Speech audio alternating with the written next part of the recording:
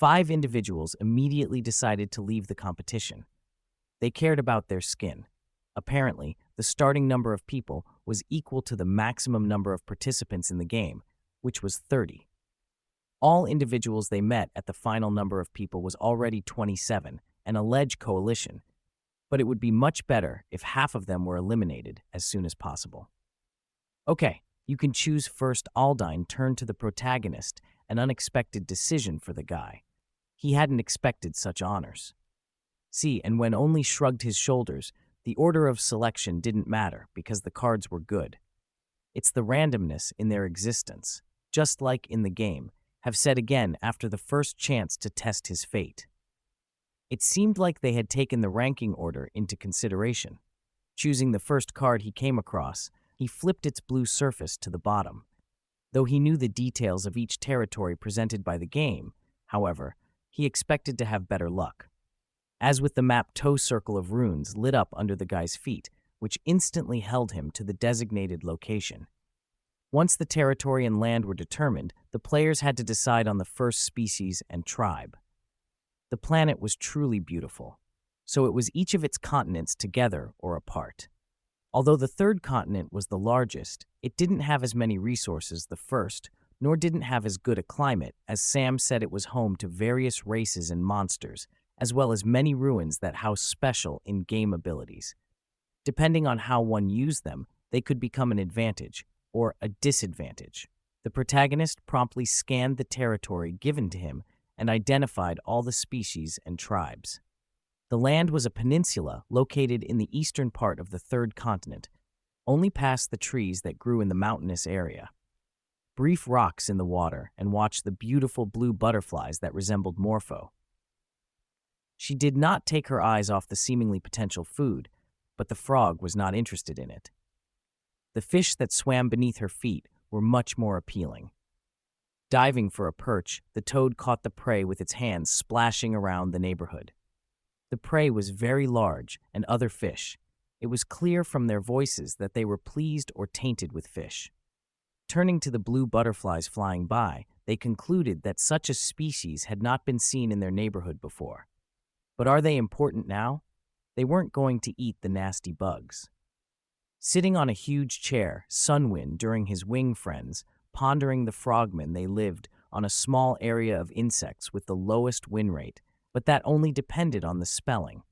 Although it was backwards compatible with birds, it was very even useful in the beginning. That our point was on the eastern continent.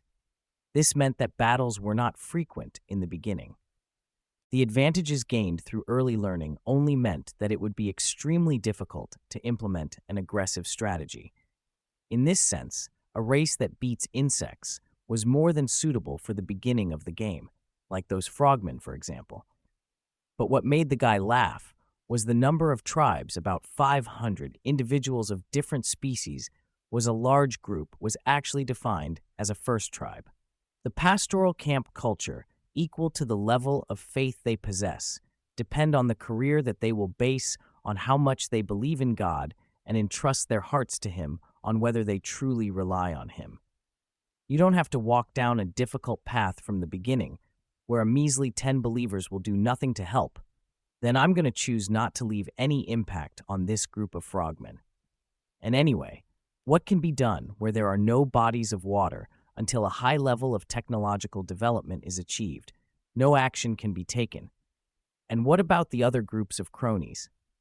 The young man asked himself, looking at another screen. A group of creatures of different ages were walking across the hot desert. They were lizards. They eat insects till their skin was blue and covered with spots of different diameters.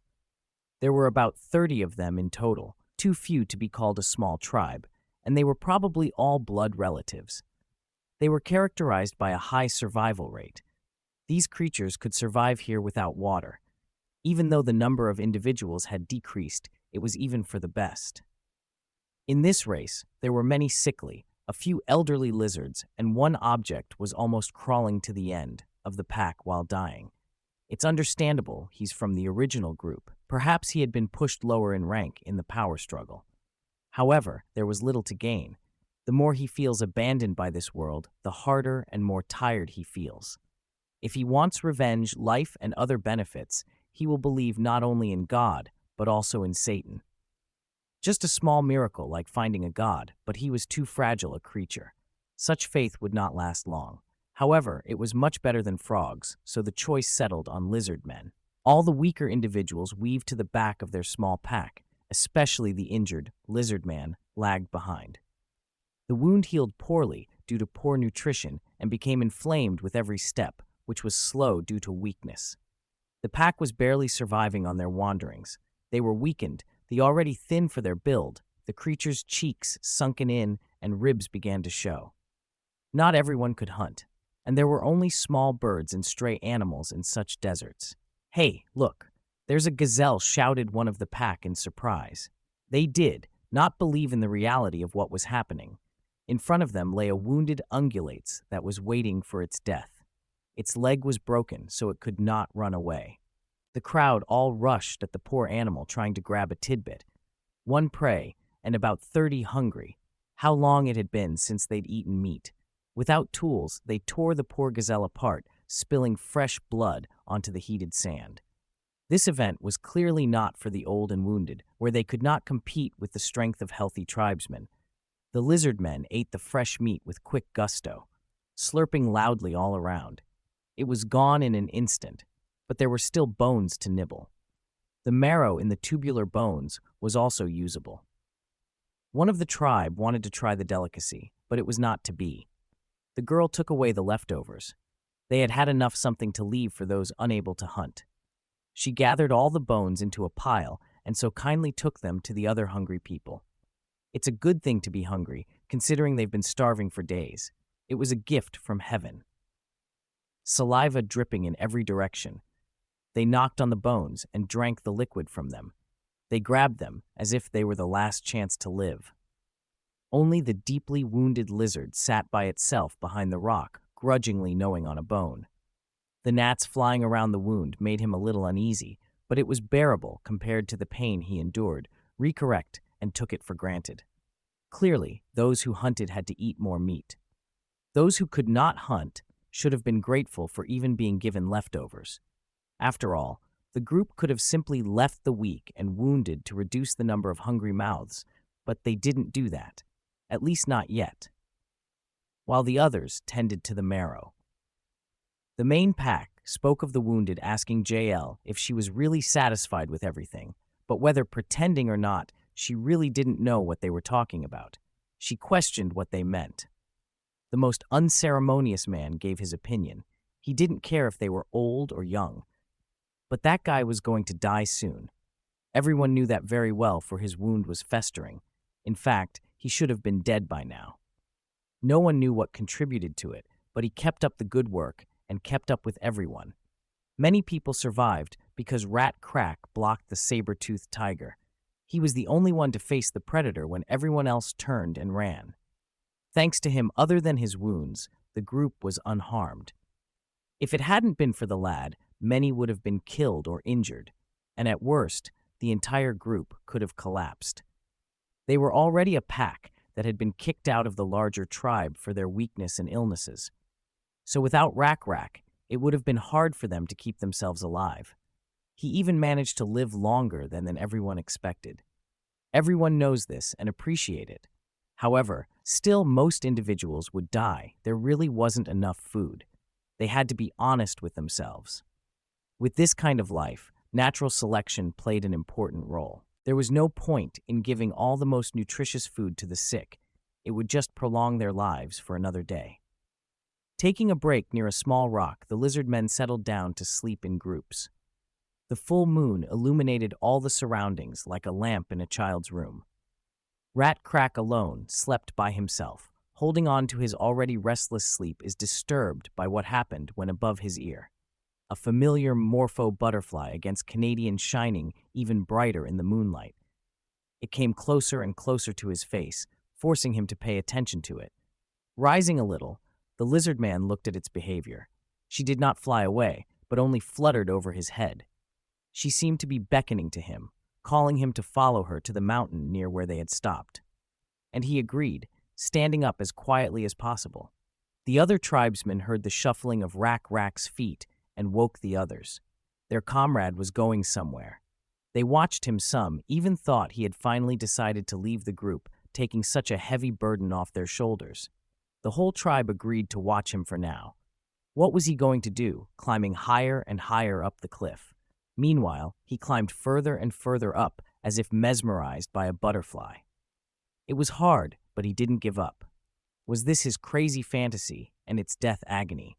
He was the only one who responded to the call of the scaly wing. Maybe it was true. But if what he was seeing right in front of him was true, that meant it was real. Following the butterfly farther and farther up, his surprise was unparalleled. His eyes rounded to the size of a huge plate, and his jaw hum open insects. A huge swarm of bugs that crawled all over each other created an extension of the mountain. They didn't they didn't dodge. As if mesmerized, they climbed around, determined to become easy food themselves. This amount of food made his thoughts clouded and his breathing hitched. He was hungry. This amount would be enough for the entire pack. The group of lizardmen, 1102 to 1, experienced a miracle. Seeing the system message in front of him, someone felt relieved. Just as Aldine had said, the interface was the same as in the perished world game. In the insect's small area, one could create or control insects using the faith points. Naturally, creating and controlling them was different from the game. The observers finally recognized it as a miracle. Now the guy could breathe out a sigh of relief. "Thank God," whispered through his mask. The first step had been taken. The amount of bugs sent by the protagonist was enough to feed the entire group for days to come. Then the guy's next step was to ensure that different swarms of beetles would steadily appear day by day. The lizardmen themselves announced that miracle by addressing the butterfly as if they knew she was the one behind everything.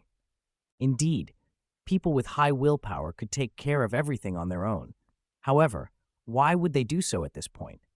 Intelligent beings knew that miracles were amazing, and after they were repeated, the lizardmen would attribute these miracles to some creature. They realized that such occurrences were not random, but inevitable.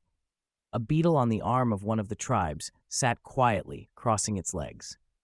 The rare Crack tribe recognized the divinity of the nameless beetle god, but why a beetle and not a butterfly? Beetle god, a ridiculous name for a beetle, thought someone. No one seemed to have a great name. At first, just as an intelligent creature develops civilization and technology, a god's name changes to. They might have noticed his divinity after the miracle, but it wasn't enough. Still, this tribe will become very even important to the protagonist. If everything went according to someone's plan, he would be able to achieve what he wanted with the next miracle. Of course, this also applied to the wounded tribe protector. A strange blue butterfly accompanied them day after day wherever they went. Looking into the distance where it flew, Crack began to see illusions again still. This time, he should have followed her. Unlike the rest of the group, he was suspicious of the strange swarm of bugs that appeared out of nowhere. The whole swarm rejoiced at finding food. It was like a celebration for them every time. Crack, are you going to go after your illusion right away? As the lizard man to his leader. However, winter was coming soon, but the bugs kept appearing from colder directions. Not a good thing. If they traveled in that direction, it wouldn't be long before they would freeze to death. Lizard men had learned how to survive the winter, but the blood of their cold-blooded ancestors still remained with them. In winter, their bodies became sluggish. Food was in short supply, and they could only travel during the day when the sun rose. As a result, many of them starved to death, and so at the very least, they needed to make their way through the wilderness to find a forest with plenty of firewood to keep warm. Under such circumstances, it would be wise to ignore the fantasy now, since that was unsafe not only for the sick, but also for the healthy. The best option would be to reach in another direction. However, Crack didn't they should do that. There was nothing in this empty, wild, sandy field.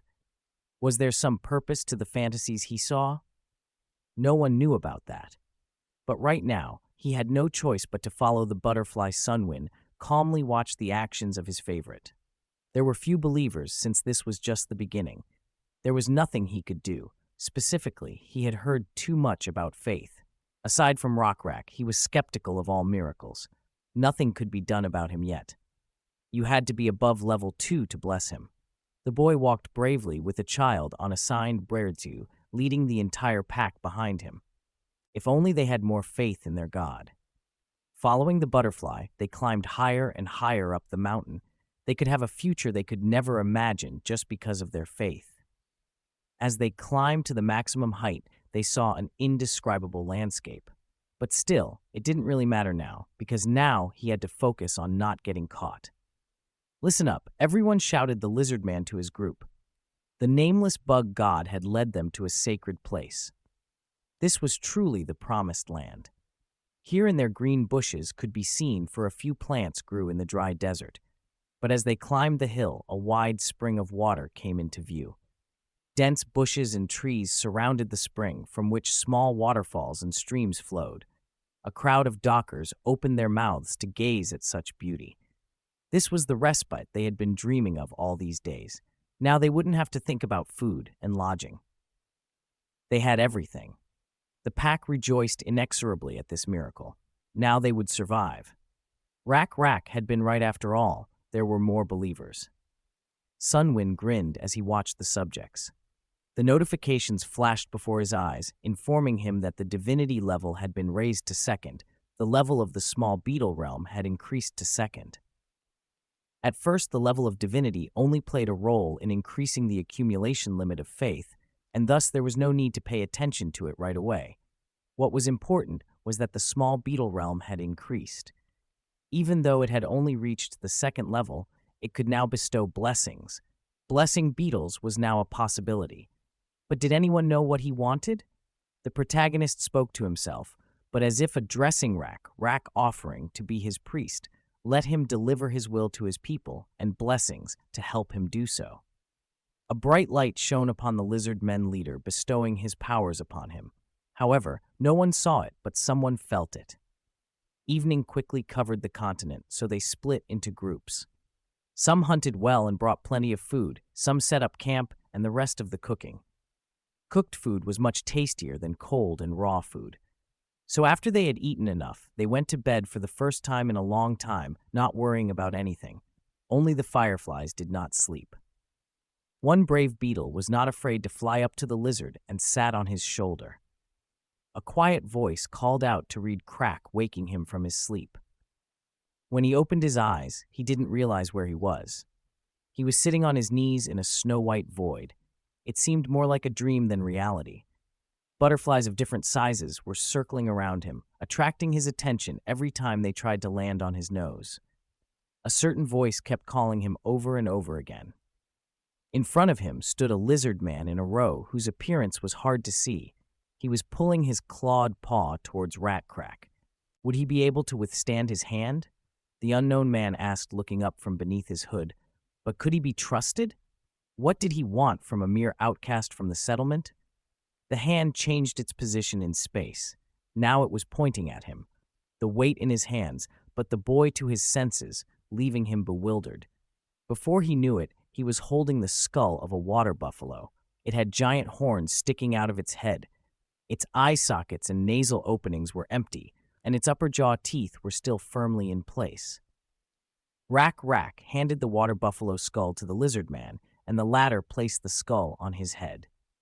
Before him stood the very real nameless bug god. At this, the dream became vague and then disappeared altogether.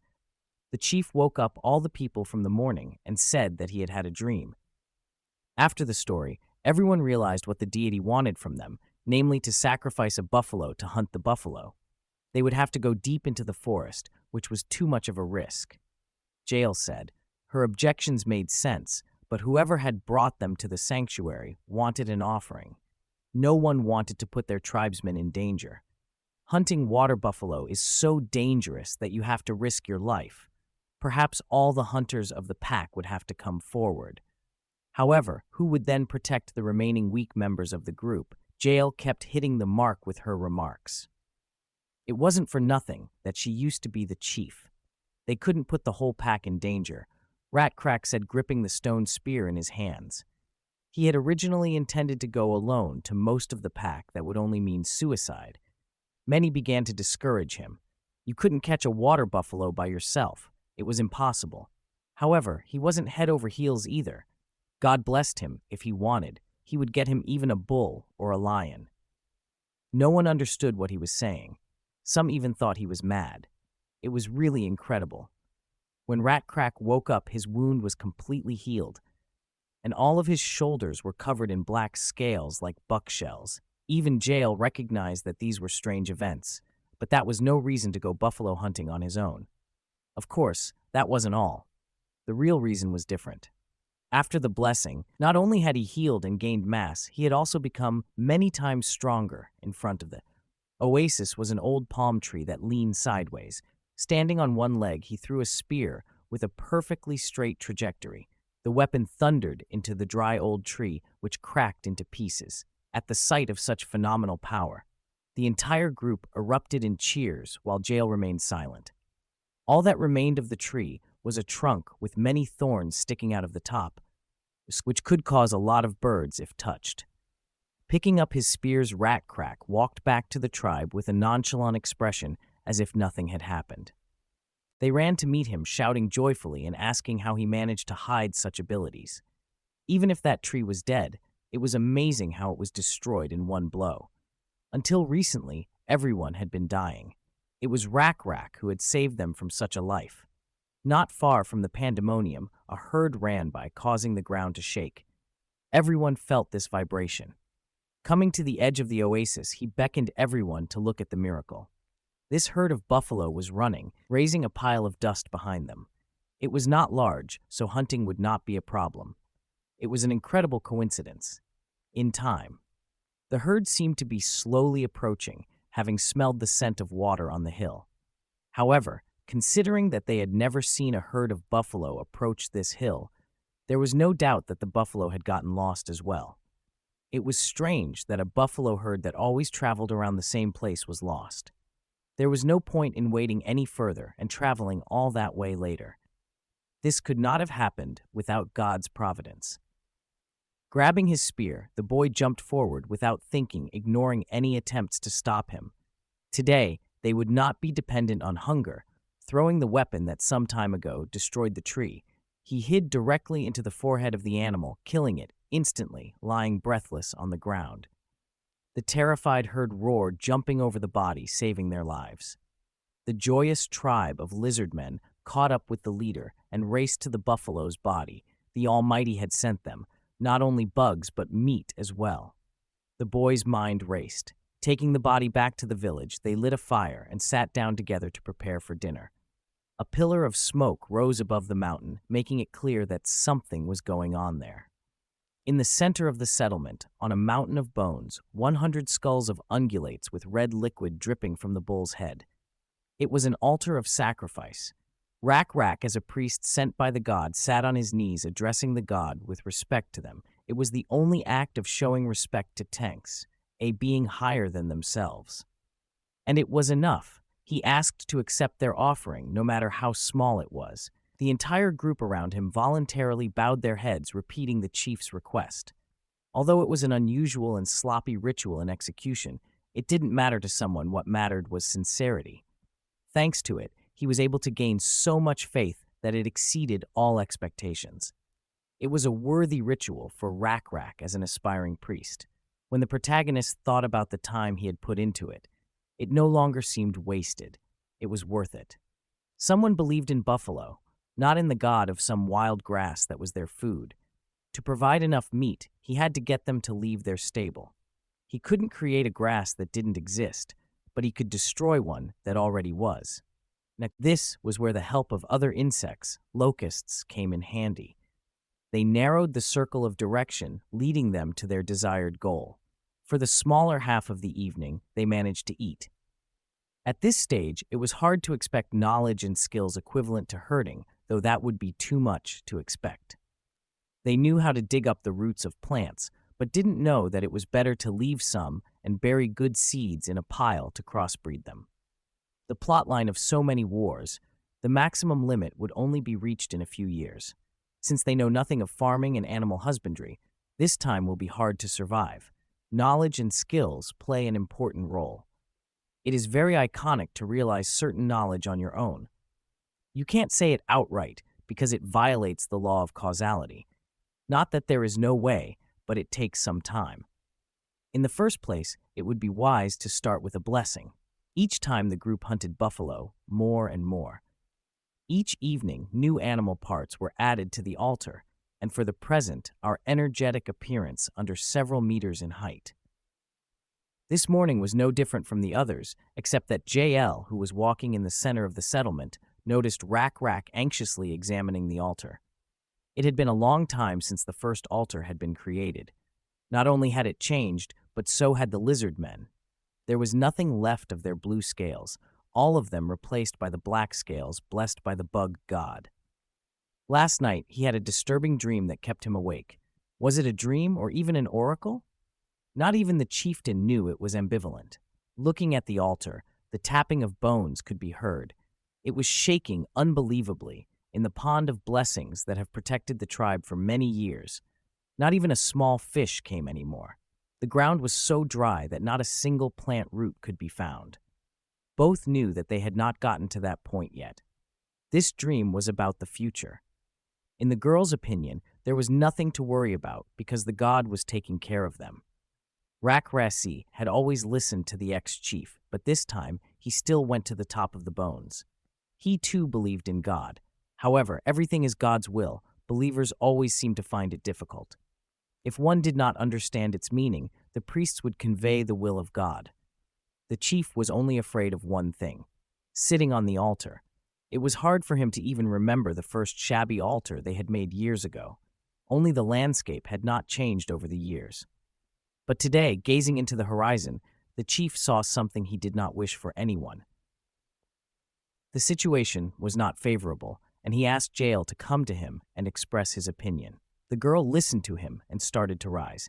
Rack took her hand when they were at eye level. Squinting slightly, she saw the cloud of dust that was approaching the oasis that explained why the altar was shaking so much.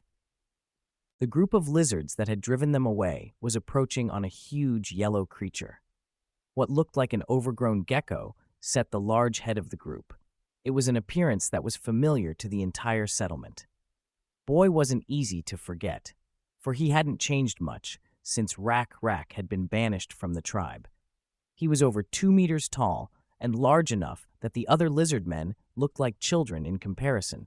But his great stature was not his only strength. It was expected the blue scales that the entire Rack village used to have before this big guy. And above all, what wasn't normal: someone had managed to write such a monster. Looking at the number of people arriving, it seemed like the entire tribe had arrived, which meant only one thing. Their hometown swamp, Greenskin Swamp, was completely devastated and destroyed. The vermin and must have devoured all the swampy areas. However, no one knew this. But did the desert guests know about the sanctuary? This oasis was surrounded by high mountains and was located so that you couldn't see anything until you went up to the top. There was a chance they might pass by without knowing the area. Jael suggested to the chief, but their whispers were interrupted by a yell from a neighboring mountain. Someone was addressing the visitors.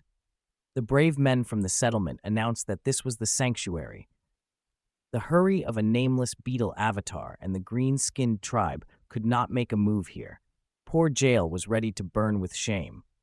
Today's patrol had been led by EUR, who was under her command, but the stupid lizards, instead of protecting the settlement, had only attracted unnecessary attention. Hatting, the girl on the shoulder, Rack asked her not to worry. Perhaps it was the Lord's will. The boy said, as he headed down the cliff, picking up his spear, which lay nearby. He examined its integrity. The girl followed him down, assuming that the god had deliberately created this situation. Perhaps he intended to give them a test. However, the chief had other thoughts. It might not be a test, but a mission. He believed it was a mission to accept and save those who were originally with them. But even so, that guy was a powerful individual that possessed a giant beast. If he was a reasonable guy who understood something like this, he didn't continue to banish the weak tribe members into the wilderness. By such dialogue, the morpho butterfly flew in. It seemed like it was always there for him during difficult times. Is this really God's will too? It's hard to dare to think about it further. For now, the chieftain would do what he could, Rak. Rak understood exactly what Sun 1 meant. Rak's tribe and the Blue Skin tribe had to unite for population growth and technological development. Looking at how the tribe was moving, it seemed that the same fate had befallen them. The land had abandoned them for a reason. They were in need of rescue. Thus, there was a need for more people to learn about the glory of the nameless bug god. However, it was a bit strange for the protagonist that Rock made this decision on his own without listening to the wishes of the population. Perhaps it was due to the high willpower that the chief had a value of 14. It meant that individuals could take their own actions, and unexpected actions could lead to trouble for Sun 1. Did this guy from the Blue Skin tribe, coming out of the swamps, really think it was my will god? Asked himself. In a way, he wasn't wrong. A leader with a high will performed his duties perfectly. If channeled, this power would be a more powerful and successful tool than simply controlling everything. If Xianwen could only instill a strong faith in the test group, progress would come sooner. Instead of letting the player control all the individuals, individually, our hero would be able to express his intentions more effectively, getting as close as possible to the mountain on which the armed guards stood. The brash leader asked that noisy little guys if they lived here. Apparently, he did not know that these lizard men with black scales had once belonged to one of the groups he had banished. The patrol clearly didn't like this. It seemed that, due to annoyance, they were ready to pounce right now. Someone so brazen had dared to insult them and take an interest in their land. The leader of the enemy tribe did not calm down and continued to pester them with questions about what they were doing in such a wasteland. The bushes, the trees, the loot, everything on this land belonged only to the Avatar Rak. Rak said, walking ahead of the help he had brought from the settlement, "What kind of avatar is this?" The stranger asked. Looking down this place is the domain of an unnamed beetle avatar Rak. Rak, however, did not lose his confidence and replied that this was the domain of an unnamed bug avatar for such a person that stood at the Hebdo. It unclear what was being explained to him. However, it didn't matter whether he understood or not. The arrogant lizard ordered the settlement to leave the place, threatening that if they did his will right now, he would not attack them. He didn't know how many of them were still hidden, but he was sure they wouldn't be able to defeat his group of beastmen since ancient times. If there was a leader, he should use his brain and know how to calculate the outcome of a battle. Boar teased, contrary to such beliefs. Rak still didn't want to fight anyone. He wasn't stupid, just confident in his power. Given by the blessing, such an answer did not satisfy the leader of the enemy group. Most likely he originally wanted blood, putting the cope forward. The noble leader addressed the strangers, the poor people who had lost their homes, could now go to the abode of the God the Lord, could then take care of the new believers, as he saw fit. Such an answer made the enemy laugh. What a funny opponent he had. "You don't know how to calculate your moves," the stranger said, pulling the monster's reins on himself. He thought so, but he didn't know about the god and his abilities. He seemed to be talking nonsense. Blood boiling in both of them. Slamming the reins on the animal's back, the enemy leader ordered them all killed in the same spot. Manon's eyes glittered brightly, and he lunged at Rak, pointing his spear at his enemies.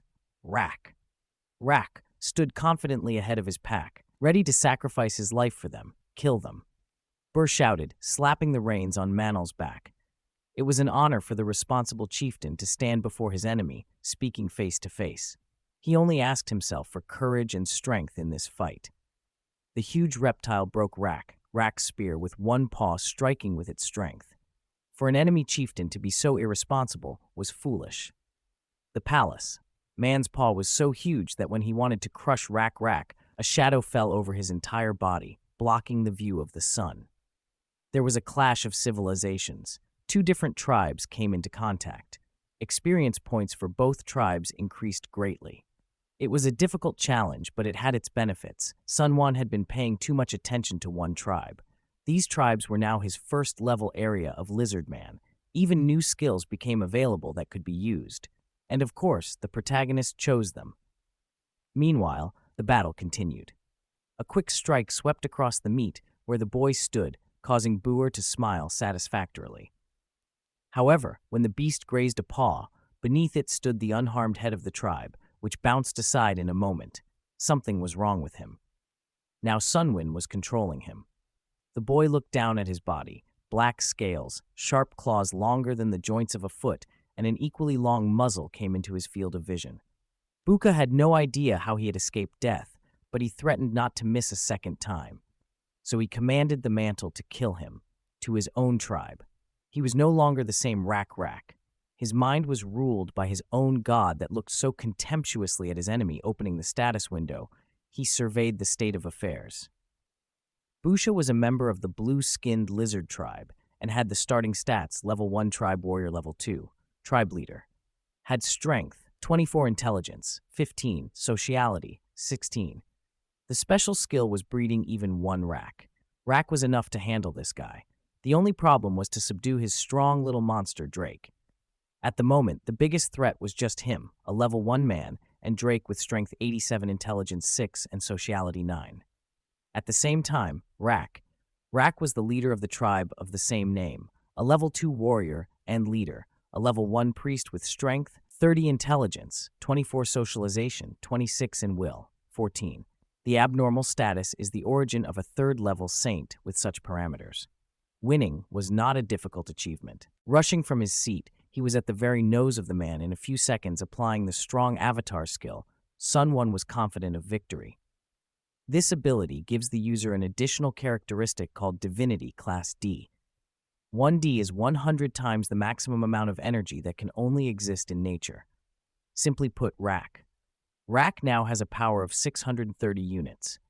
If the opponent did not possess the same amount of divinity, then fighting God would become impossible with one hand alone. He grabbed the jaw of the beast and flipped it in midair, toppling it over onto its own master. It was a huge difference in strength. Anyone lucky enough to witness the scene would be shocked. The impact seemed to shake the very core of the planet, and some blue-skinned lizard men fell to the ground with such force Sunwin could turn Manon into a bloody mess, but that would be too much. The guests would be more likely to be frightened than enthralled. Even the tribesmen that had seen him smash the tree with a single blow were impressed. The mantle was no longer able to fight and pressed his owner with his weight Rak. Surprised every time, even Jael recognized that. But watching the battle, she blocked the way for the impressed brethren that wanted to approach the lab. Boer was still alive to him. This situation was ridiculous to the point of absurdity. He didn't understand how he had managed it, and was sure he had pulled some kind of trick. When the beast was turned over, the knife that had so fortunately fallen near him fell from his belt, shaking off the weight that was weighing on him. He grabbed the weapon and ran awkwardly toward Rak, shouting that no one should dare to relax early. His calculations were never wrong, not this time, however. One movement of his hand, and Boer stopped with his face red from the slap. His neck snapped back, and soon his knees went under. Silence reigned in the ranks of the blue-skinned group members. This was an absolute power. There were definitely those among the lizards who believed that there was no way for them to escape. Now, who is next? Asked the victor, looking at the frightened tribe, all of them unanimously through and on dry ground, not wanting the same fate. Kneeling, the East battered and swore allegiance to the new leader. It was over now, but Rak could not believe it. He looked down at his hands for a few moments. The avatar had just passed through his body, leaving a wild feeling that he had dreamed it a satisfied son when sat on his throne, watching the lives of his test subjects the tribe had taken in all who wished to be enlightened into their faith. Everyone was fed and warmed. No one even mentioned the recent skirmish. One of the beginners wondered if they were the members of the tribe who had gone into the wilderness. It was a natural question since the color of their scales was so different from the original. Following the bug's nameless avatar, they had not only changed in appearance, but had also become much stronger. Such a statement surprised them, and it made sense. Otherwise, they would have died wandering the desert. The avatar was a salvation on them. His avatar power was surprising. Not far from the Krupa sat two men jail. Indignantly asked the guy, was the guy so stupid that he didn't even know what had happened this day? But was there a lizard man with such power in this world? Rack? Rack had never even imagined such a thing. The girl was worried about the boy. Would everything be all right?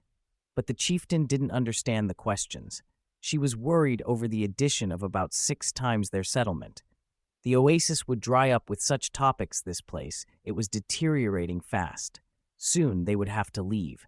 No one would want to go back to the desert from this beautiful place. They can't just wander the wasteland without answers. The answer must definitely lie there. Rock turned his head to the side.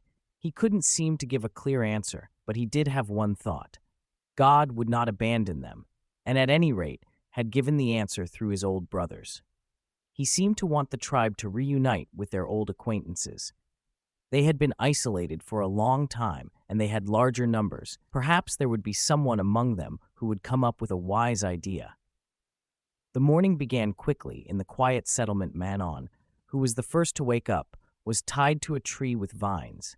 He was not happy with this arrangement. Whenever people with spears approached him, he waved his paws violently to the sides. They tried to tell him that his master had disappeared. There was no need to continue the battle. It was better to just surrender. But he didn't listen to them, each time trying to throw the guests away from him. Once, he even succeeded. When someone approached too quickly, the beast waved its tail, throwing the tog on his back, hadn't expected this, and swore loudly, getting up off his back. This method of taming wasn't working. The Manon's eyes glittered as his prey came closer and pounced on it. However, if it continued to flounder like this, it would definitely either tear the vines or topple the tree and run away.